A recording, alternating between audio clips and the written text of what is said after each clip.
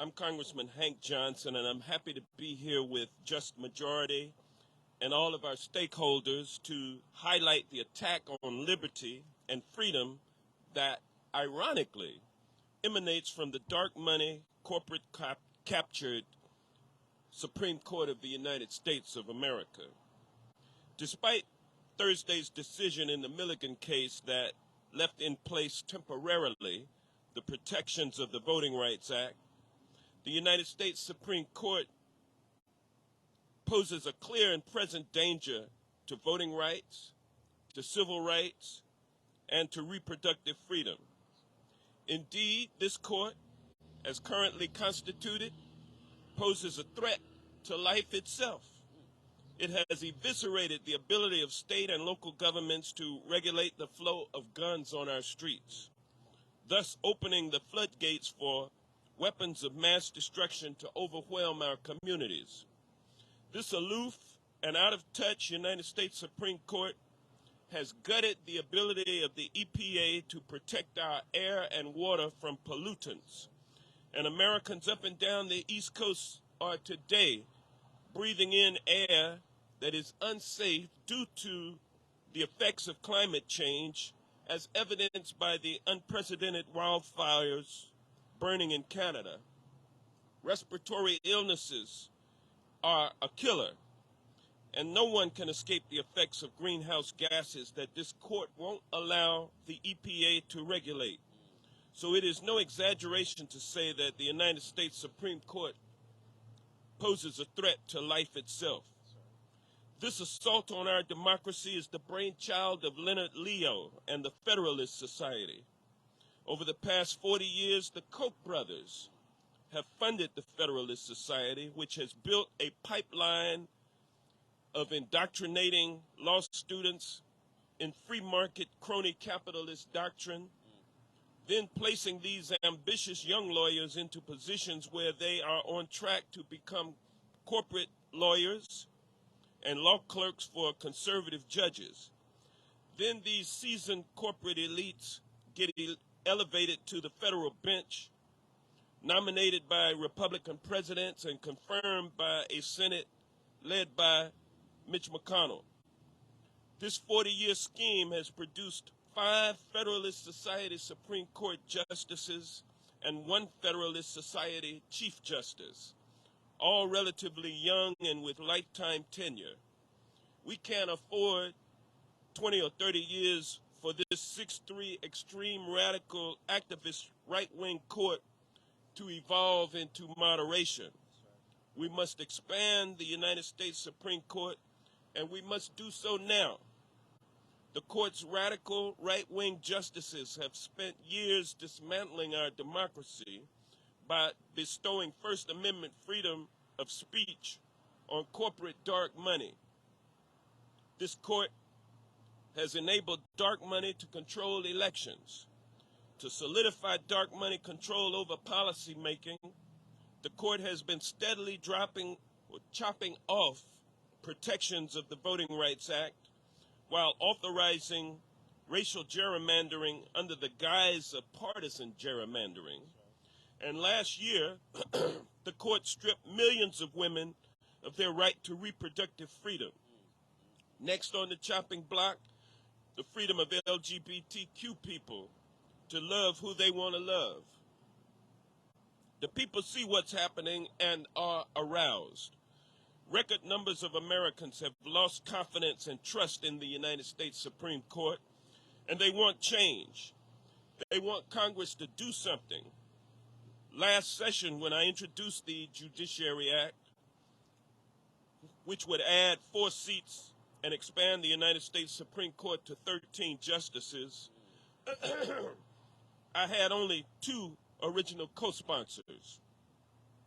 Last month, I reintroduced the Judiciary Act, this time with 57 original co-sponsors. Momentum is building for expanding the court. Justice Clarence Thomas has done more to demonstrate the need for expanding the court than just about anybody I know. We know that Justice Thomas has been purchased by billionaire Harlan Crow. With yearly trips to exotic vacation destinations, Justice Thomas and his lovely wife Jenny, who, by the way, gave aid and comfort to the January 6th insurrectionists, have been lavished with private jet and super yacht travel, while Justice Thomas's mother lives rent-free in a house owned by Harlan Crow, and where the grandnephew of the Thomases, who they raised as their son, got his exclusive boarding school tuition paid for by none other than Harlan Crow. And Justice Thomas failed to report these exorbitant gifts. But guess what? There's no penalty, because Supreme Court justices have held themselves above the law by refusing to bind themselves to a code of conduct like all other judges are bound by. It's time for court reform now. We don't know how deep the corruption is rooted on the court, but we do know that the Supreme Court justices regularly get wined and dined for speaking at five-star locations, courtesy of the Dark Money Federalist Society. I suspect that the corruption runs deeper than just Justice Clarence and his wife Jenny Thomas. That's why we need to expand the court now. In the run-up to the 2020 election, the court repeatedly ruled against efforts to make it easier to vote during the pandemic. By repeatedly gutting the Voting Rights Act, the court is reducing the role of average voters in our elections. And not only that, the court is trying to whitewash history by undoing the civil rights legacy and by continuing to rule as if racism does not exist. We need court reform now. Congress has changed the number of justices 7 times throughout the course of American history, and it's time for Congress to do so again. Over and over, the Supreme Court is toying with our freedoms. Given their lack of restraint, given their arrogance, given their activism, given their lack of adherence to precedent, given their lack of accountability to the public to whom they serve, it's time for court reform, and it's time for the Supreme Court to be expanded now. It's time to expand the court. And now I want to turn this podium over to my good friend and our champion in the Georgia State Senate, none other than Senator Nan Orrock.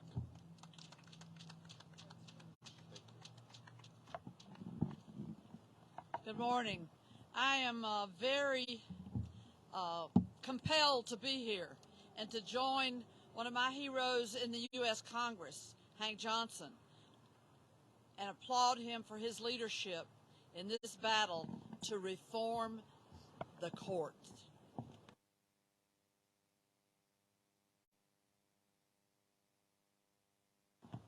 You've heard the documentation of a 40-year effort to take over and thwart true justice here in this country by the Federalist Society and their long-standing, well-funded, deep-heeled effort to turn justice on its head in this country. I stand for court reform, and I stand in favor of the legislation that Congressman Hank Johnson has introduced, with many, many signers, and the numbers are growing by the week. Court reform is essential because the court system in our country has been deformed. 3 equal branches of justice, but those sitting on this current Supreme Court don't think so. They consider themselves above the other branches of justice. They are deforming justice, and as Congressman Johnson pointed out, the public in this country is losing faith in the Supreme Court. It's time for reform. The hour is now. We have seen the profoundly damaging efforts of this court with these rulings by judges coached, curried, and put in a position by the Federalist Society. They tried to take over our Georgia Supreme Court. We saw that when they came to town and attempted to overturn fair-minded people who believe in the rule of law. That's what we want, is the rule of law. What we have now is injustice pouring down from this jerry-rigged Supreme Court. And we know the players on it. Do we remember history? Mitch McConnell, who appointed him ruler of the country? Mitch McConnell, from the lone state of Kentucky, determined that President Barack Obama didn't have the authority in his last year of his second term to appoint a justice to the Supreme Court to fill the vacancy that was created. And they stalled off for 9 months the efforts to move a fair-minded, nonpartisan, highly respected Republican lawyer to the Supreme Court. They stood that off. But when Amy Coney Barrett was nominated by Trump, do you know they found their way to get her on the bench in 9 days? In 9 days. In 9 months, and they said that the president of this country didn't have the right to appoint.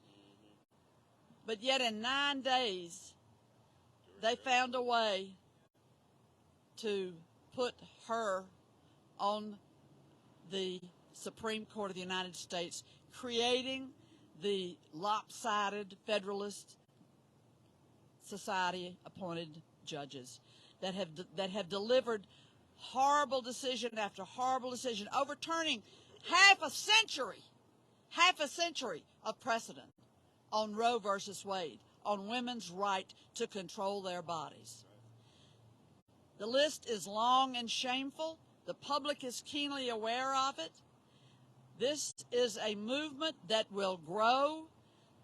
We will come to the day where it is time, we have come to the day where it is time to reform this court and recreate what the founders of this country envisioned. 3 equal branches of government. 3 equal branches of government. It's plain, it's clear. This crowd believes that they are supreme rulers and that they don't have to adhere to any rules of ethics. We see that by their practices every day.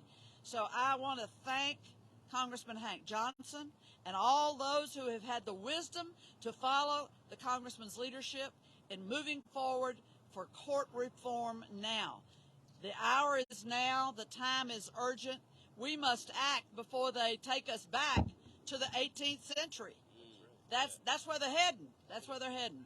So we're here today, and we're part of a national effort that's moving across the nation, calling for immediate reform of the Supreme Court of this country, reclaiming the third branch of government to be a part of the law, not above the law. Thank you so much, Congressman Johnson, for your leadership.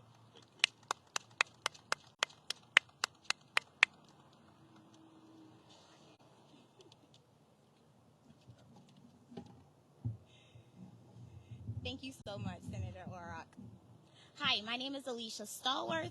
I am the Southeast Campaigns Director with NARAL Pro-Choice America. As everyone has stated before me, we need court reform, and we need it now. When the conservative majority on the Supreme Court overturned Roe v. Wade, they steered our country into a national crisis, including here in Georgia. Pregnant people are being refused care until they're at death's door. Doctors are fleeing states hostile to abortion. Hospitals are closing their doors. In fact, Georgia has one of the highest maternal mortality rates in the nation, especially among Black women. Most Americans support abortion rights. Actually, it's about 8 in 10. But anti-abortion groups don't care what Americans want. or the majority. They're taking advantage of our broken court system to attack our reproductive freedom. We're seeing it happen right now with an abortion pill called mifepristone. A federal judge is trying to effectively ban access to mifepristone nationwide.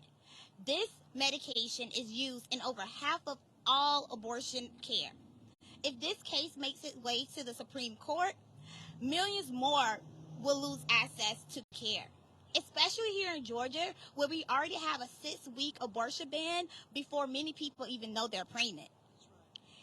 The share of counties with an abortion provider in Georgia could drop as low as 4%, according to Guttmacher. Let's be clear.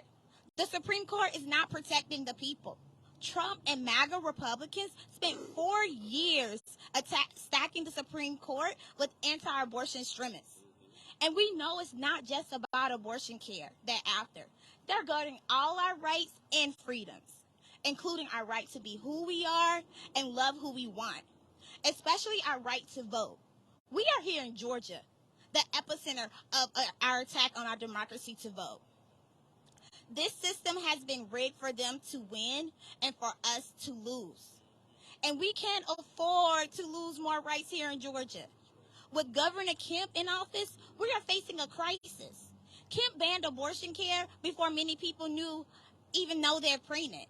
And he openly admitted to possibly banning birth control.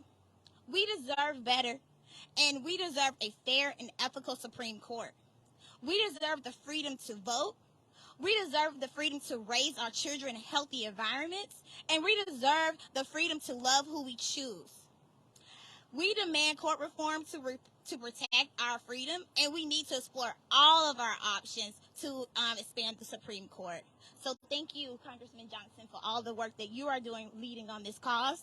And I would like to invite up Brittany Packnett Cunningham as the next speaker. Thank you. Okay. Good morning. Good morning. That was hearty. That's what I'm talking about. Thank you. I'm Brittany Packnett Cunningham, and I am a daughter of Missouri, but I'm always honored to be standing not just in Georgia, but in Atlanta, Georgia, because that means I'm standing in a place that has not only given birth and is home to change makers like Congressman Johnson and those that I'm standing with, but this is a place that is always among the first to ring the alarm. And this is a time of alarm. We are in a state of emergency. We are watching the erosion of freedoms that we hadn't even fully won yet. We are watching labor rights be erased. We are watching voting rights be eroded. And don't be confused by the court's broken clock moment this week to think that they're on the right track. We're watching the right to protest as we choose be erased. We're watching the right to love who we want to love and identify how we want to identify be erased. We're watching our right to clean air and clean water be erased. We're watching the truth be erased in real time as we speak. We're watching the ability to send our children to the mall or to school and be safe from guns be erased by a party that wants to grab power by any means necessary. We're watching this happen from the Supreme Court all the way down to state legislatures across the country. And every single day, we have to ask ourselves, what are we going to do about it?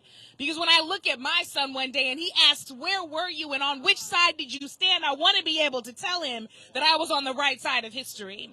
We're watching our bodily autonomy be erased as we lose access to abortion around the country. And let's be clear about just how dire the state of emergency we are in is.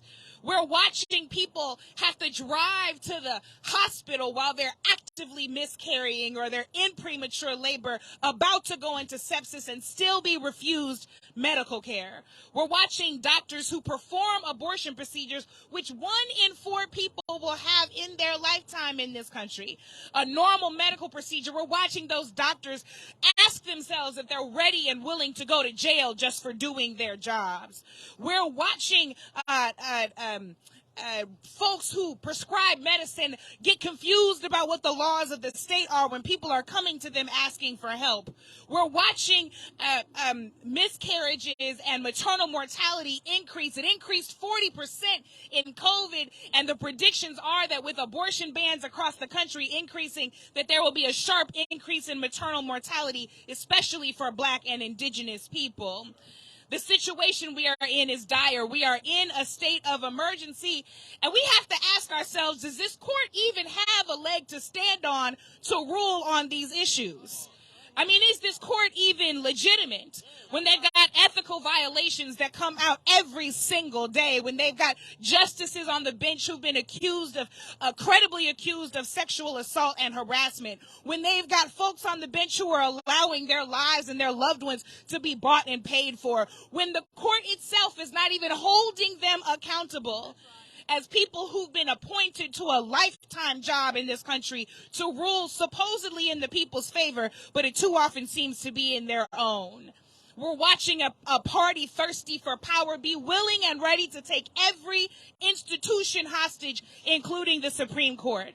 And so if the Supreme Court, if this party thirsty for power doesn't want to abide by the rules, then we have to change the game. We have to remember that court expansion, court reform is not extreme, especially when they are operating with minority rule. It's no more extreme than them trying to change what the truth actually means. Court expansion is a constitutionally mandated opportunity. It is urgent right now. It is urgent for the future, and it is urgent to ensure that we don't get dragged back to the past. And with that, I am honored to bring up my friend, a freedom fighter like no other, the co-founder of Black Voters Matter, Cliff Albright. Never have to follow the right Reverend Brittany Packnett Cunningham. Good morning. I'm Cliff Albright, co-founder, executive director, Black Voters Matter. And you've heard about all the issues that are at risk here. Right? From our perspective as Black Voters Matter, we're concerned about all of these issues. We're concerned about where this court will stand on issues like reparations, where it will stand on issues like police accountability and criminal justice reform, where it will stand on issues like affirmative action. And, of course, we're concerned about where they stand on issues like voting rights. And we need not get it twisted, right, that this court is still the court that we've known it to be. This is still the court that on a range of issues has pretty much shown itself to be reminiscent of the Taney court that ruled on the Dred Scott case, which famously said that a black man or woman or other had no rights that a white man was bound to respect. This court has reflected that spirit continuously, and that hasn't changed. In spite of this decision that they had just a couple of days ago, we need to keep in mind that that decision comes late, because it was this same court that enabled the 2022 election to take place under maps that it knew was racist, that it knew was unconstitutional. But they played a game, and arguably they played that game just to get through those midterm elections. And then they come back and issue this decision. So they don't get a trophy for coming late with the right decision. As Brother Malcolm said, you can't stick a knife in my back, pull it halfway out, and then call that progress. You got to pull it all the way out and repair the damage and repair the wound. And so we're not confused about who this court is. This court, before this decision, this court was racist, partisan, and corrupt last week. It's racist, partisan, and corrupt today. And it's going to be racist, partisan, and corrupt tomorrow and the days after, until we come together and use two things. Because we got two things on our side, y'all. We got two things. We got some love. Somebody say love. And we got some power. Somebody say power. And with those two things, as Dr. King reminds us, power at its best is love implementing the demands of justice. And that's what we intend to do. We are going to continue with the call and to support legislation like Representative Johnson's, and we're going to continue to support the call to expand this court, to reform this court, to get the justice that we need, and we do so out of this spirit of love. It's not out of any hatred for this court. I don't have any hatred for Alito. I got some feelings about it, but I don't have any hatred for Alito or for corrupt Clarence Thomas, right? It's not out of hatred. It's out of love for our communities. Love for our communities. Love for those that want to have the right to love and marry and live as they choose. Love out of those that want to be able to vote without having impediments and obstacles. Love out of those for health care. Love out of those in our disability community. Love for those that want us to be able to investigate an insurrection without the spouse of one of the insurrectionists deciding on the case. So it's out of love that we take this stand, demanding this reform of court. And we are confident when we come together, as we have here, as this coalition is, as everybody who's watching this, everybody watching this has a role to play, from the tiniest toddler to the oldest, most seasoned veteran activist or community member. Everybody has a role to play. And when we all come together, standing in our love and standing in our power, then what we know is that we will win. We will reform this court. And at the end of the day, we believe that when we come together, that justice will flow like the waters and righteousness like a mighty stream. That's what we believe in this coalition, and that's what we're asking all of you to believe with us. And so with that, I'm going to turn it over from receiving from one great friend, sister comrade, to another great friend, sister comrade, Porsha White. Thanks, Cliff. Hello, my name is Porsha White, and I am the Vice President of Strategic Partnerships at End Citizens United, Let America Vote, where we get to work every single day to protect the voices and votes of all Americans.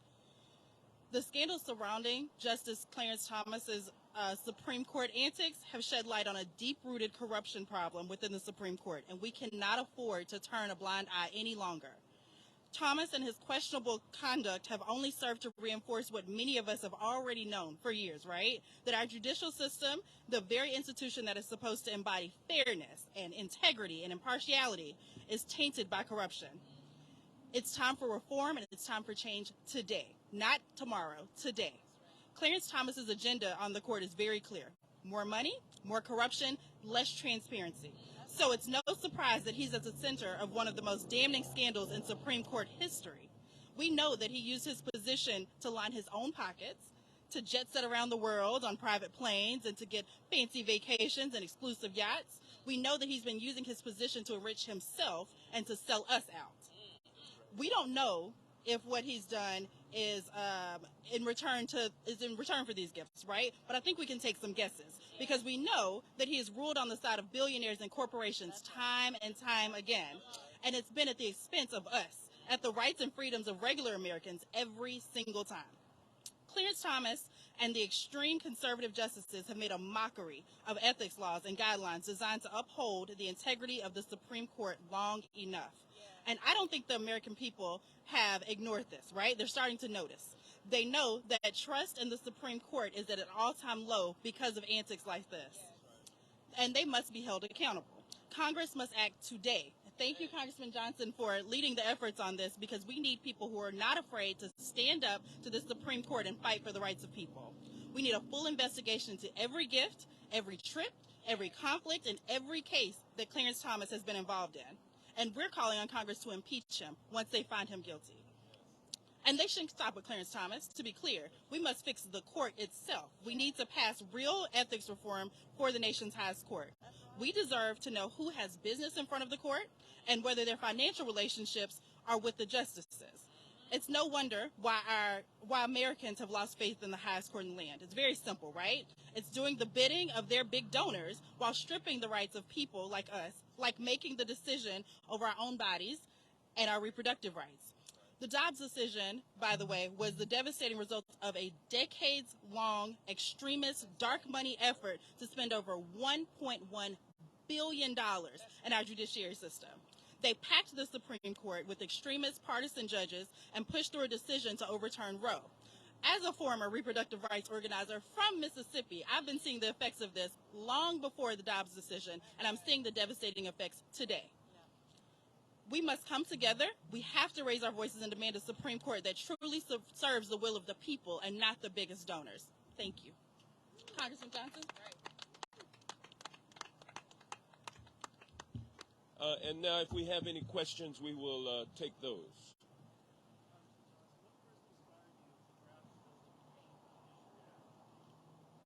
Well, the fact of the matter is I've been watching the Supreme Court for years and studying the Supreme Court, studying how dark money has captured the court, corrupted the court, and led to decisions that are more in line with corporate interests than in the interest of individuals, the people.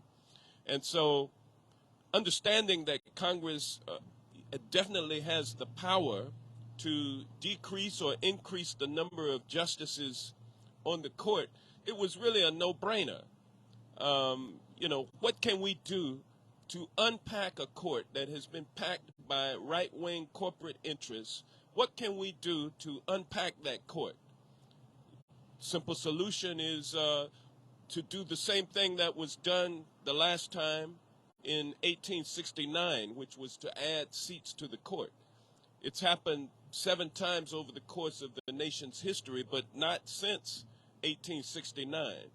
So the time has now arrived for us to use that remedy to address the packing of the court and to address the effect that that packed court is having on individual liberties of people here in the United States of America. When we have been moving forward as a culture, as a civilization has moved forward, we find that the court is trying to take us back to archaic times, and we can't allow this to happen. And so the best thing that we can do, the most appropriate thing that we can do as Congress, with the power that we have, granted by the framers of the Constitution, is to use that power to unpack the court.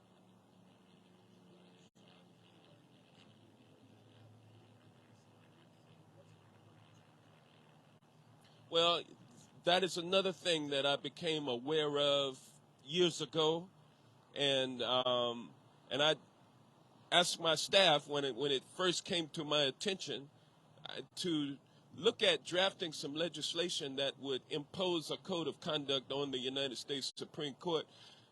And I found that such legislation had already been proposed, and so I promptly joined that legislation. It was proposed by the late Congresswoman Louise Slaughter. I think back in 2014 might have been when she first did it. And so when she passed away, I simply took that legislation forward myself, and so it's something that has been a glaring problem for many years, and Congress has tried to do something about it, but the times have not been right. But now the times are shifting. The currents of the time are shifting. People understand the fact that the United States Supreme Court, which is supposed to be a co-equal branch of government, not superior, but co-equal, has become the superior branch of government and has become unaccountable to the people. And the fact that there is no code of conduct is a manifestation of the lack of accountability. And so that's also legislation that I have proposed to force the United States Supreme Court to adopt a code of conduct that would govern its members. Every federal judge, every state judge, every local judge is bound by a code of conduct. The only court that is not bound by a code of conduct is the highest court of the land. They may be the highest court of the land, but they are not above the law.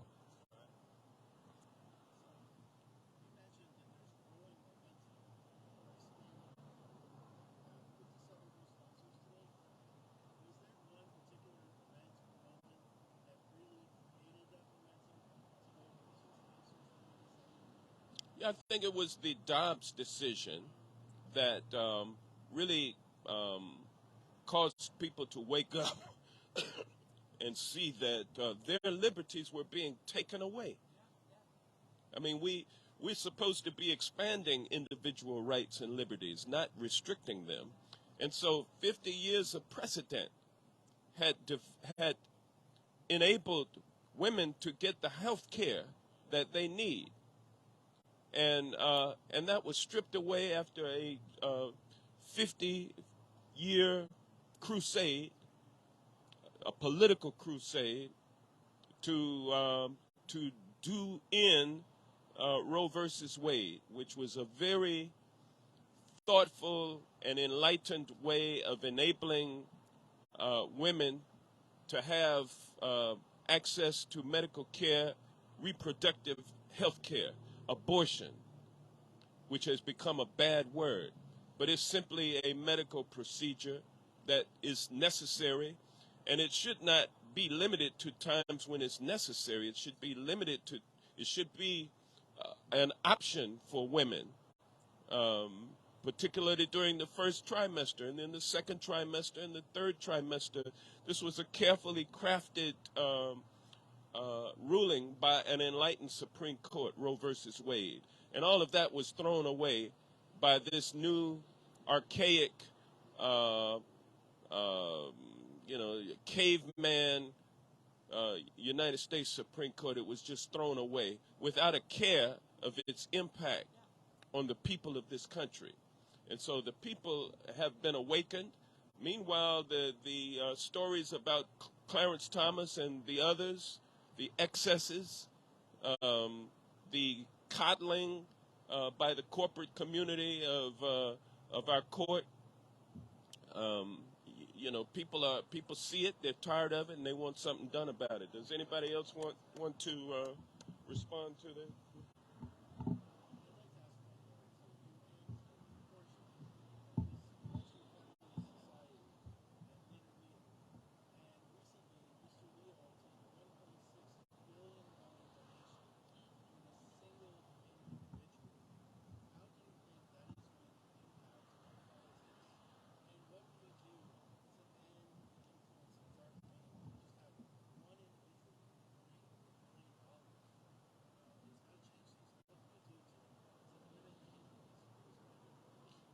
And what makes it so egregious is that money is probably tax deductible. And so these billionaires control tax policy. They don't want to pay their fair share, but they want to be able to operate globally across the 7 seas, which are military patrols to make sure that the shipping lanes remain open for free trade. And they don't want to pay for that. They don't want to pay for education, health care, transportation, infrastructure. They want the American people to pay for that, but they don't want to pay for it themselves. The money has been concentrated in the top 1% for too long in this country. Those are the interests at work that have divided people, using issues like abortion, using issues like immigration, using issues like race to divide people, poor people from middle-class people, white from black, got us pointing fingers at each other, and then they controlling all of the operations, manipulating the policymakers, getting everything that they want. This is not the kind of America that the people of this country want to have, and this corruption has to end. And it's time for the people, and the people are waking up. They are aroused. They want to do something about it. Thank you. I can keep my answer really short and simple. I think that the first thing that we can do to help to end the influence of Citizens United decision on our country and all of this dark money that is flowing into our politics is to call on Congress to immediately pass the Freedom to Vote Act, which doesn't just have standards about voting, it has a lot of standards about dark money and the influence of it in our politics every day. In terms of looking at the climate that we're working in today, I think it's important to flag that these repeated attacks on civil liberties, on voting rights, on bodily autonomy, on the environment, on the LGBTQ community, these repeated attacks with these court decisions are waking up America. Anytime you think, that doesn't affect me because I'm not gay, or that doesn't affect me because I'm a man and I won't be pregnant, or that doesn't affect me for this or that other reason because I go and vote and nobody stops me from voting and I'm white and I'm all right. All of those attitudes now are falling away when you realize when they come for one, they come for all. And I will say to you, there is a massive environmental movement around this globe, necessarily so in the face of global warming and the crisis that we face as a global community. And this crowd is up there stripping away our environmental protections. Stripping away wetlands are a critical part of our ecosystem. You destroy the wetlands, you're destroying the ecosystem.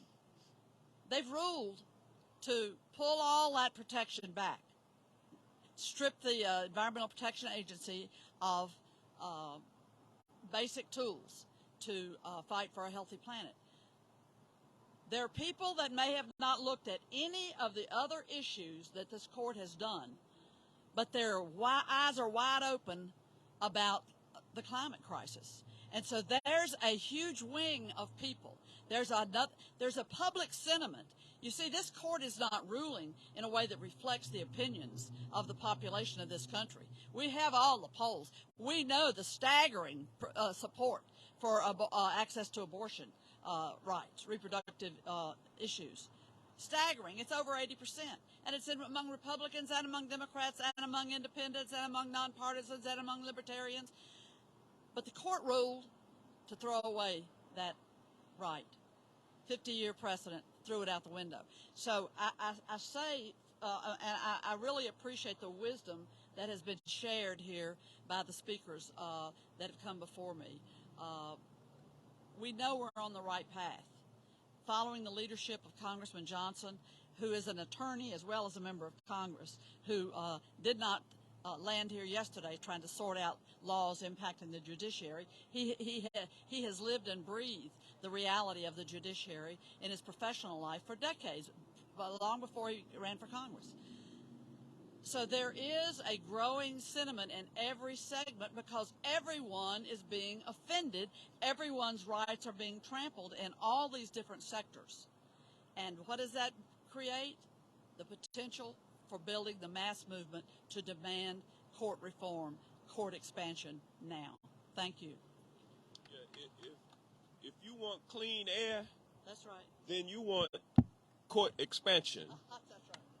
You know, we all saw the pictures of New York and the haze, the smog that was over New York that you couldn't even see your hand in front of you.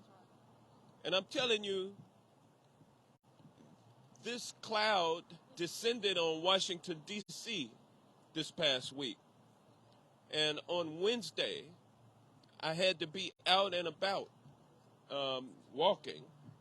And all of that bad air got into my respiratory system. Now, I am in pretty good health, but it has affected me. It has just really thrown me off. And I can't help but I've got air conditioning in my car. I've got air conditioning in my home. I can get out of it, but there's so many people who don't have air conditioning. They are trapped with a fan trying to keep cool with this air that is I mean, the quality of the air in Washington, D.C. this past week, I've never seen anything like it. It's a result of the wildfires, unprecedented burning up in Canada, a place where, you're not used to hearing wildfires erupting, but record-breaking wildfires with smoke plumes that are coming across the eastern part of the United States, even upon the Supreme Court. I wonder whether or not they reflected on any of their rulings that have eviscerated the ability of government to regulate air quality in favor of polluting corporations. But this issue of the environment is one that nobody can escape. And this past week has been a great example to me, and I hope to many others, of the fact that we got to do something about climate change. Time for ignoring that issue is over.